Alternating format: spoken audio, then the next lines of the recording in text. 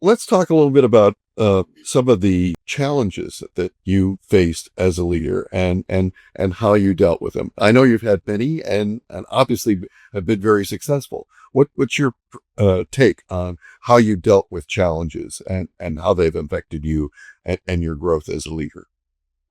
I am amazed that I'm as old as I am and still learning how to deal with challenges. You make a lot of mistakes. My dad told me about Babe Ruth's career and how important it was that, that he had this great home run record, but at the same time he had held the home run record. He also held the strikeout record. And he said, get up to the plate and swing. So you've got to make a decision. I think for a lot of people in an organization, that head organizations, they don't understand the cost of indecision. And when you've got your policy paper and you send it up to your boss and your boss says, well, look at that, that's good. And it just sits there and it just sits there. Or you say, we need to do a reorganization. Here's what I had in mind. I want to move these people over here and do this. And it sits there and it sits there. The person that you're passing that up to, that person is spinning their wheels, right? And that's indecision. And you can give them a yes, you can give them a maybe. If it's a maybe, tell them why. It's a maybe because I've got something else moving over here. Okay. It's about communication. Indecision slows a lot of things down. And people think that government is slow, I think. And government is slow in part because there's so many political considerations that have to be made, people considerations, elected official considerations, taxing considerations, all of that. But as much as you can make a decision and move on, you help the organization. So I was the director of transportation for the city of Seattle. And Bob Powers was the number 2 guy at the city of Seattle. And Ann Fisk-Zuniga was also a number 2. She did sort of the administrative stuff and Bob did the operation stuff, if you will. And it wasn't so much operations as it was planning. We had lots of major projects going on. So the Alaskan Way Viaduct was a elevated highway on the waterfront, highly political. The mayor probably lost his job over the way that was handled. A lot was made of a snowstorm, so I'll get to that in just a minute. But so we had major projects going on and that we were at a major decision-making point on the Alaskan Way Viaduct. Are you going to go for a tunnel down below, which is what they ultimately did? You're going to go for a surface option, or are you going to rebuild and elevate it? And it wasn't the mayor's decision. It was the governor of the state. It was a Washington State Department of Transportation project. It was the county that ran the buses through there and was just involved in the whole project. And it was the mayor. So they needed to make a decision. The county exec was going off his cycle. He had served his term and was leaving, I think, is that my recollection is correct. And so we had to make a decision. We were collecting all this information and people hadn't agreed on what to do. The mayor wanted a tunnel. One of the state people wanted to put the viaduct back. One of the state people wanted a tunnel.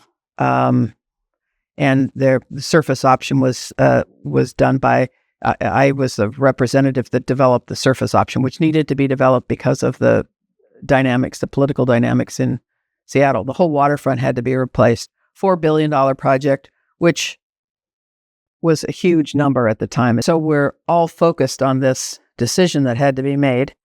I had, in the meantime, been moving my department toward more diversity, moving my department toward more accountability, doing some things like that. And I put a man in charge of the maintenance shop, which are the people responsible for snows, who's a good guy. He had cleaned up some stuff in traffic. But his people, half of his people supported him and half of his people didn't. I didn't know this at the time. I know it now, but didn't know it then. And so as we were going into this snowstorm, half his people were trying to sink him. And they didn't sink him, but they got the rest of us.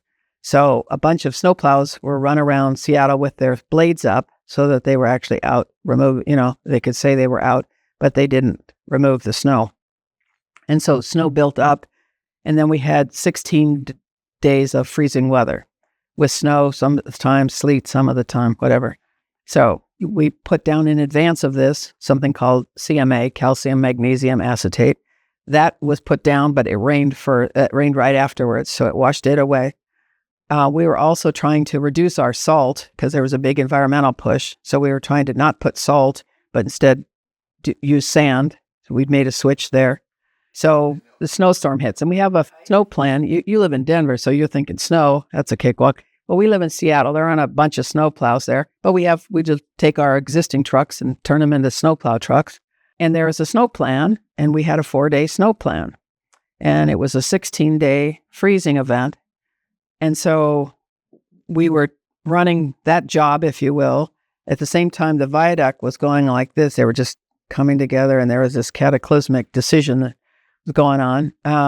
And we didn't get the snow removed. So, Jane Byrne lost her seat due to a snow thing, and people were saying it was the mayor's. But I guess going into it, the mayor had pretty low ratings anyway. But I was the director of transportation, and we were trying to get both of these things at the same time. And I did not do a good job of getting them. And I did not understand that the guy I had in charge of the snow plan had people undermining him at the time.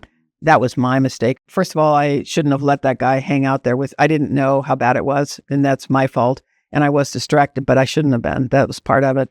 I think we did a good job staffing on the viaduct, and I think we did a poor job staffing on the snowplow event. And the long-term nature of the city, definitely the viaduct. If you only got to do one right, the viaduct was the right thing to do. But we let the citizens of Seattle down.